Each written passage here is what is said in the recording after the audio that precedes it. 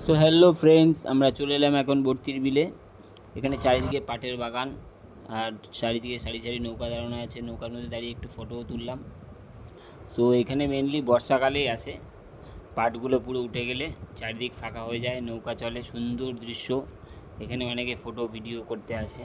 তো এখন নিচ থেকে এই ভিউটা দেখতে পাচ্ছ, চারিদিকে সবুজ পাটের বাগান, অপূর্ব সুন্দর লাগছে। আর মাঝে মাঝে ছোটো ছোটো নৌকা দাঁড় করানো আছে, নৌকাগুলো বর্ষাকালে চালু থাকে। সো সবাই সেখানে নৌকা চড়ে। তো দেখতে পাচ্ছ অপূর্ব সুন্দর।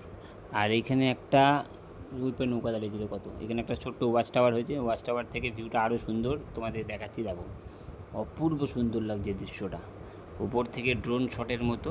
ড্রোন থাকলে আরও ভালো হতো, কিন্তু বাট ওয়াচ টাওয়ার থেকেও সত্যি অপূর্ব সুন্দর লাগছে। না গেলে ওখানে বুঝবে না, এত সুন্দর চারিদিক সবুজ আর সবুজ। আর বর্ষাকাল পুরোপুরিভাবে চলে আসলে ওখানটা চারিদিকে পাটগুলো উঠে যাবে, তো ওখানে নৌকা চলবে, আরও সুন্দর দৃশ্য।